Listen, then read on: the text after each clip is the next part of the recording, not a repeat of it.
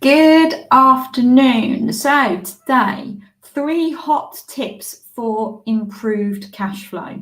We all know that within a business, cash flow is the lifeblood of the business. Cash is king. And often you can be a very profitable business, but ultimately there's not much cash in the bank. And we've all been there, whether we will openly admit it, but I think it's something that many businesses have had periods where they have thought, how the hell am I going to pay these bills? So how can we actually improve your cash flow? The first part is in terms of invoicing. I see frequently where businesses are invoicing once a month at the end of the month, and that's the only time they ever invoice their customers or clients, right? That's something that I would strongly advise that you change. It should be at least twice a month. So whether that's on the 14th day of every month, whether that's the and then the 28th, however you want to do it. Now, some businesses invoice weekly. That's also absolutely fine. It depends on your business model as to whether that is feasible. However, you do want to make sure that you're invoicing more than once in terms of, so whether it's a case of, you're obviously with some businesses, you only will send one invoice out a month per customer, but it's spreading out those invoices throughout the month that's the key. So it then improves the spread of cash flow coming through in the month, rather than having a case of all of your cash flow coming in at one point if you're only invoicing once a month. So it could be the fact that you have 10 customers that you focus on the 14th and another 10 customers you focus on the 28th, or whatever your numbers are. So that's tip number 1, making sure you invoice more than once in a month. The second is in terms of your payment terms. And it genuinely scares me how many businesses have payment terms that are 30 days, 60 days, 90 days. Now, I appreciate that there are some industries where there is no choice but to do that, and you're often at the mercy of some of these big corporates. However, wherever possible, ensure that your payment terms are 7 or 14 days. And this is a bit of a bonus tip. And this is something I've recently suggested to some of my clients. And that is that you do a small discount if they pay that invoice within a set period of time. Say, for example, if they pay that invoice within 7 days, they get a slight discounted amount. Whereas if they take the 14 days, they don't get, or however it is. But if you do that slight discount off, it gives them an incentive to pay quickly, and therefore you get the cash in the bank sooner. So that's a bit of a bonus tip. The third tip is in relation to credit control. Now, most accounts softwares will have a automated credit control process for you, right? So you just need to set those payment reminders. I would advise, wherever possible, maybe even sending a polite email literally the day before that the invoice is due, and just say, this is a polite reminder, your invoice is due to be paid by tomorrow. We look forward to receiving your payment.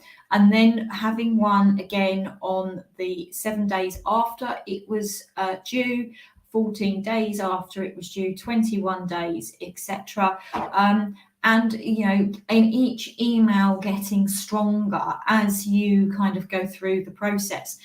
And the other thing I would say is, in terms of those credit control processes, make the most of things like late payment fees, because you are entitled to charge interest and late payment fees in a commercial environment if people are not paying you on time. Again, it's another incentive to make sure that they do pay on time. And the thing is I see a lot of businesses being afraid to make these additional charges, but actually, ultimately, you are entitled to do so. I would try, wherever possible, doing the incentive that they pay early or within a set period. You can make sure your terms have the penalties, but fingers crossed what you'll be in a situation of is actually they're paying early. You have to excuse the dog popping into the live. So they're the key things in terms of on a financial basis, making sure that you invoice more than once a month, you have clear payment terms of 7 to 14 days, and making sure you have your automated credit control process. By having these things in place, that will help your cash flow. The other thing is and this is a bit of a bonus tip, is make sure that in your terms and conditions that you can potentially cease working for somebody if that you have an unpaid invoice. So particularly in the services sector, I used to do this with the law firm, is particularly when I'm doing litigation, and these were large invoices that were going out, I would always have money on account, but often that money on account would get eaten up quite quickly. So what I would then do is turn around and say, if there's any invoice that's outstanding, I would cease acting. So particularly if you've got businesses that are on a retainer, that's a good way of making sure that you continuously get paid.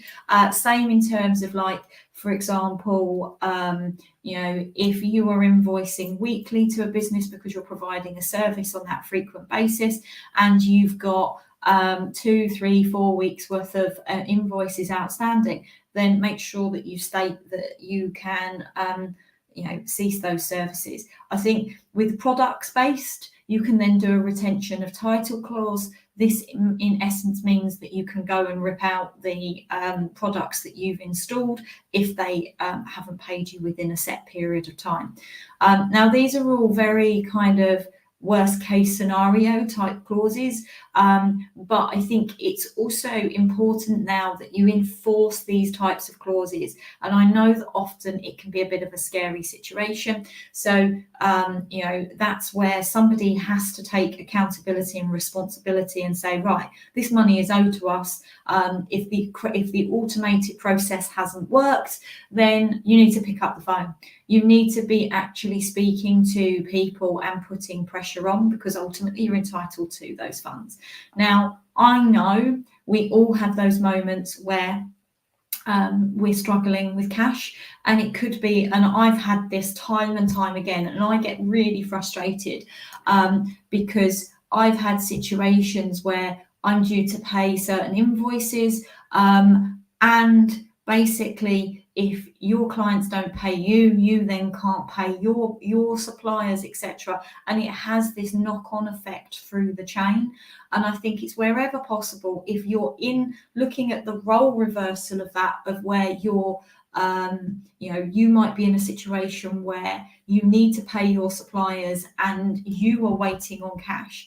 Keep in communication with those suppliers, let them know what is going on, because we are all sometimes in that boat where we genuinely have the intention of paying people, but we are then let down, and it has that knock-on effect down the chain. But just communicate, whether it's a case of you chasing money, waiting for money, whatever your scenario is, communication is absolutely key. So I hope you've gained some sort of really helpful insights there in terms of top tips to improve your cash flow. If you want some more assistance in terms of, because I know a lot of businesses are suffering at the moment, if you want some further support, then make sure that you get yourself, click the link to be able to get yourself to having a discovery call with me, and I can see how I can help you. Also, look out, because I am going to be running some events coming up very soon. There'll be some announcements coming out, so really look out for those, because there's one free event that I'm running on the 18th of April, so save the date. And also the mastermind is being relaunched this month. So if any of these are of interest, make sure you just put in the comments or just DM me. But the most important thing is if you want some help in terms of improving your cash flow and want to have a conversation with me, please click the link in the comments to book your free discovery call. So, like I say, hope you've benefited from some of the hot tips today. There's been a few bonus ones thrown in, and I hope you enjoy the rest of your day. Take care, everyone.